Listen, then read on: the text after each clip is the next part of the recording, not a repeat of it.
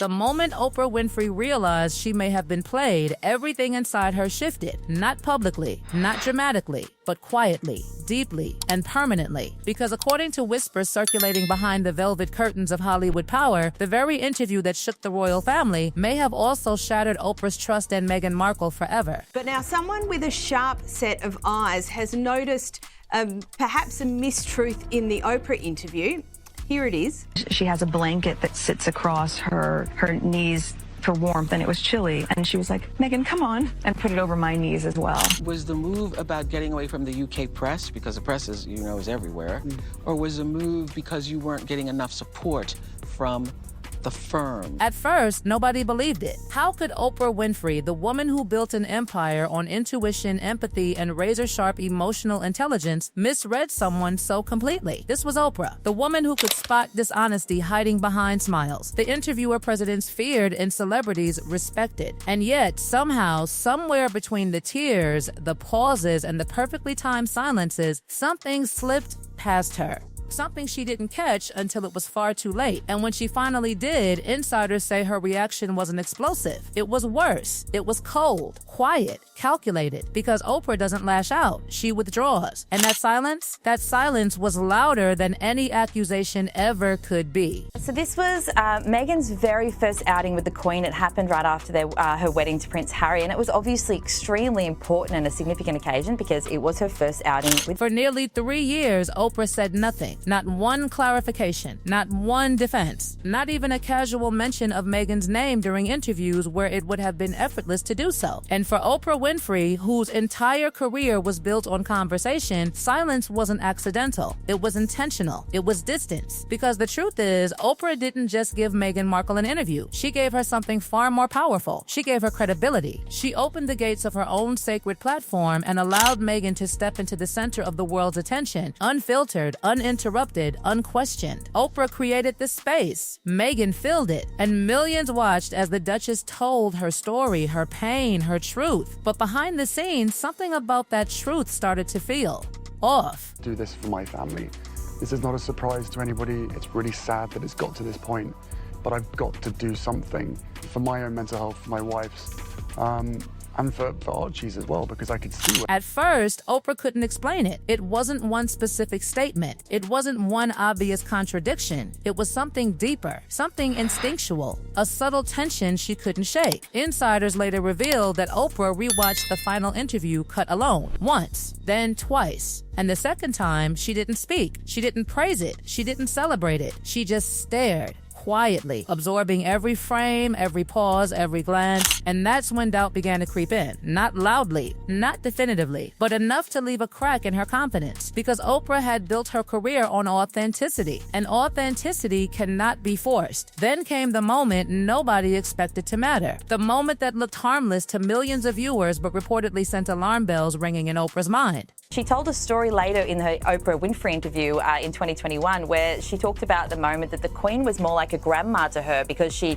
saw that Meghan may have been cold and put a blanket over her legs as well.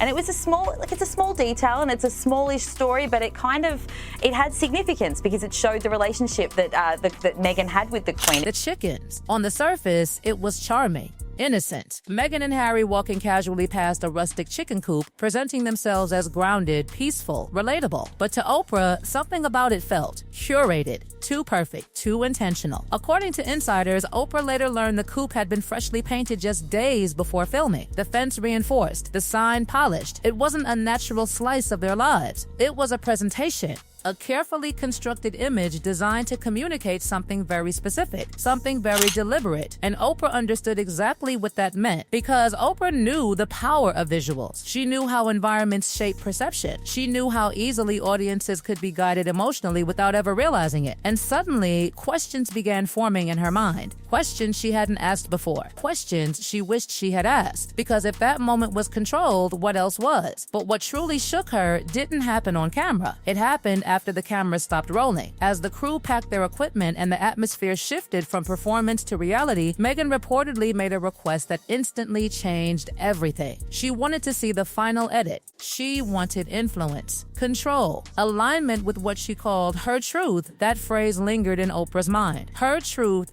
not the truth. Her truth. And for Oprah Winfrey, a woman who had spent decades fighting for honesty in storytelling, that distinction mattered more than anything because Oprah had never allowed editorial control to guess. Not presidents, not billionaires, not world leaders. And now suddenly, this interview, the most watched, most talked about interview in years, was being treated not like journalism, but like a strategic narrative. That realization didn't anger Oprah. It disappointed her deeply. Then came the text that insiders say changed everything. It arrived quietly from someone Oprah trusted more than almost anyone else in the industry, Gayle King. At first, the message seemed harmless, but the meaning behind it was explosive. According to sources, Gayle revealed that Meghan had pitched a similar storytelling concept elsewhere, the same emotional arc, the same positioning, the same redemption narrative. And Oprah realized something that cut deeper than criticism ever could. She wasn't chosen because she was Oprah. She was chosen because she was useful. That realization didn't break Oprah, but it changed her because suddenly the interview didn't feel like a shared moment of vulnerability. It felt like a calculated move, a stepping stone, a launch pad. And then came the revelation that truly haunted her. According to insiders connected to the production, someone close to Meghan described the interview not as a personal release, but as a transaction. Oprah gives credibility. Meghan gives the story. A trade. A strategic exchange. And when Oprah heard that, something inside her quietly closed. Because Oprah had believed she was helping someone tell their truth. But now she feared she had helped someone build their brand. And that difference was everything. Behind closed doors, Oprah reportedly admitted something she never said publicly. She should have asked more questions, but she should have pressed harder. She should have trusted her instincts. Because Oprah's greatest strength had always been her ability to see beyond performance. And now, insiders say she feared she had overlooked the signs. The warning signs, the pauses, the carefully controlled vulnerability. And once that realization settled in, Oprah made a decision that would reshape everything. Not publicly, not dramatically, but permanently. She stepped back. She stopped engaging. She stopped supporting. She stopped trusting. Because in Hollywood, power isn't measured by what you say, it's measured by what you refuse to say. And Oprah Winfrey refused to say anything at all. Oprah Winfrey finally breaks SI. The final break didn't come with a public announcement. It didn't come with headlines or dramatic statements. It came with something far more chilling. A decision made quietly, deliberately, and without warning. Because once Oprah Winfrey realized what she believed had truly happened behind the scenes of that explosive Meghan Markle interview, she didn't explode. She erased. And in Hollywood, being erased by Oprah Winfrey is a death sentence no one survives easily. It started with distance, subtle at first. Invitations that never came, mentions that never happened, opportunities that mysteriously disappeared before they could fully form. People began noticing it, not because Oprah said anything, but because Oprah didn't say anything. And that silence began spreading like wildfire through an industry built entirely on perception and alignment. Because when Oprah steps back, the entire ecosystem notices that behind closed doors, insiders say Oprah had already reached her breaking point. She had heard enough,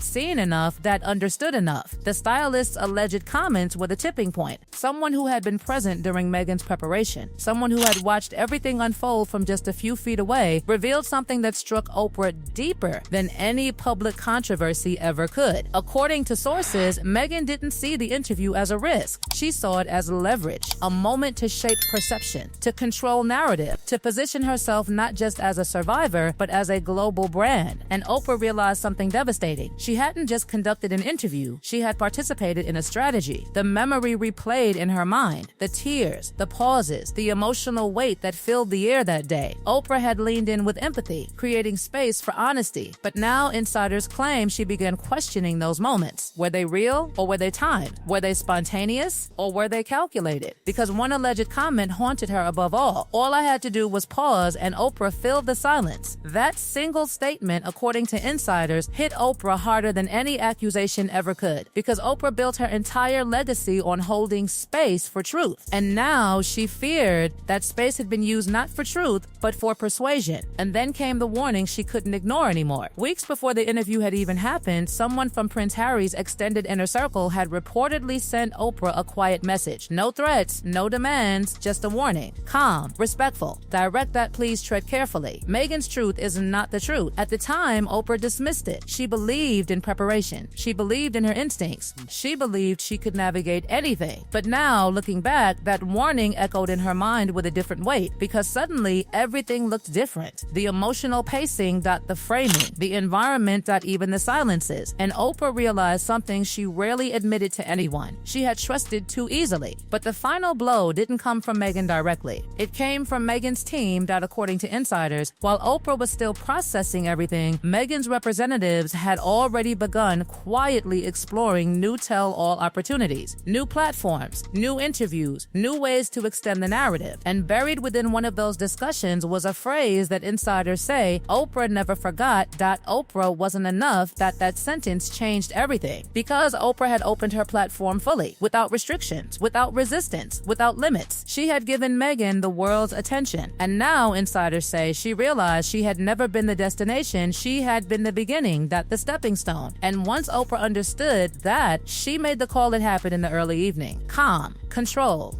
Final, she picked up the phone and contacted her executive producer. Her voice didn't shake, her tone didn't crack, but her words were absolute. No more Meghan, no more Harry. We're done. There was no anger in her voice, only clarity. Because Oprah doesn't chase closure, she creates it. From that moment forward, the shift wasn't loud, it was invisible, but devastating. Hollywood began pulling back. Not publicly, not dramatically, but strategically. Invitations stopped appearing. Partnerships slowed down. Meetings quietly disappeared from calendars, and nobody explained why, because nobody needed to. Everyone understood the signal. One insider at a major streaming platform reportedly said it bluntly if Oprah's out, we're out. Not because Oprah told them to, but because Oprah's instincts had always shaped the industry's emotional compass. She wasn't just influential, she was trusted. And trust, once broken, doesn't recover easily. The true impact became impossible to ignore during a high-profile Hollywood charity gala. Meghan arrived expecting recognition, support, familiar faces. Instead, she encountered distance. People who once embraced her now avoided eye contact. Conversations ended when she approached. Smiles faded. And then came the moment insiders say she understood everything. An empty seat. Reserved beside her. Viola Davis had quietly requested reassignment. No confrontation. No explanation. Just absence. And absence can speak louder than rejection, because absence confirms something deeper. Disconnection. Isolation. Finality. Meghan reportedly tried to reconnect through mutual contacts, quiet outreach, careful messages, attempts to repair what had fractured. But insiders say the responses never came. Not from Oprah. Not from Oprah's circle. Not from the industry she once believed she had mastered. Because Hollywood doesn't operate on sympathy. It operates on alignment. And once alignment shifts, recovery becomes almost impossible. Meanwhile, Oprah never spoke publicly. She never criticized Meghan, never accused her, never clarified anything. Because Oprah didn't need to. Her silence was enough. Her distance was enough. Her absence was enough. Because in an industry built on relationships, Oprah's withdrawal wasn't just personal. It was structural. It reshaped perception. It reshaped alliances. It reshaped momentum. And insiders say Meghan eventually understood the truth. The most powerful damage isn't public humiliation. It's private disconnection. The unanswered calls. The canceled meetings. The opportunities that quietly vanish, because those things leave no evidence. No defense. No recovery. Just reality. And at the center of it all was Oprah Winfrey. The woman who gave Meghan Markle the most powerful platform of her life. And then, just as quietly as she gave it, she took herself away. No confrontation. No explanation. Just silence. And in Hollywood, silence from Oprah Winfrey doesn't mean nothing. It means everything. It means everything. It means everything. It means...